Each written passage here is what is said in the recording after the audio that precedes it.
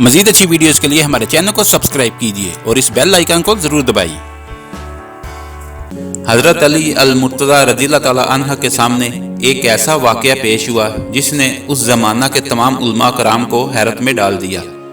एक शख्स ने एक खंसा से शादी की और महर में उस शख्स ने अपनी बीवी यानी खंसा को एक लोंडी दी। वो खंसा इस किस्म का था कि उसका फ्रिज मर्दों और औरतों दोनों किस्म का था।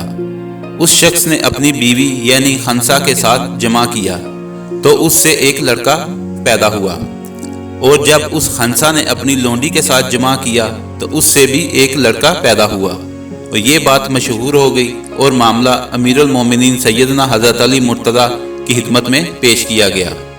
तो आपने खंसा मुश्किल से सवाल किया तो उसने बताया कि उसका फ्रिज औरतों वाला भी है, कि उससे माहवारी भी होती है, और मर्दों वाला भी है कि उसमें से अहरूज मनी भी होता है।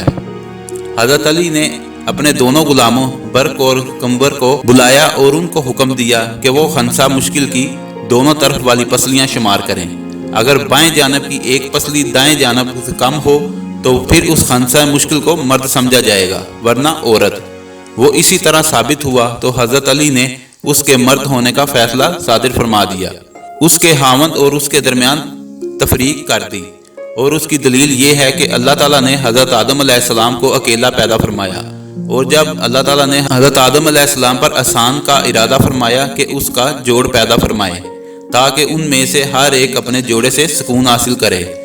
जब हज़रत आदम अलैहिस्सलाम सो गए तो अल्लाह ताला ने उनकी बाएं जानब से अम्मा हज़रत हवा को पैदा फरमाया। आप जब बेदार हुए तो उनकी बाएं जानब एक हसीनो जमील औरत बैठी हुई थी, तो इसलिए मर्द की बाएं जानब की पसली औरत से कम होती है और औरत की दोनों जानब की पसलियां बराबर होती हैं। कुल पसलियों की तादाद 24 है, 12 दाएं जानब और 12 बाएं जानब होती हैं, जबकि मर्द की दाएं जानब 12 और बाएं जानब 11 होती हैं। तो मर्द की कुल पसलियां 24 की बजाय 23 होती हैं।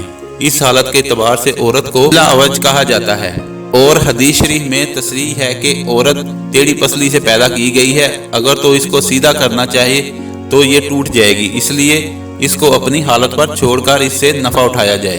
अगर आपको हमारी वीडियो अच्छी लगी है तो इसको लाइक और शेयर करें और कमेंट्स में अपनी राय का इज़हार ज़रूर कीजिए। शुक्रिया।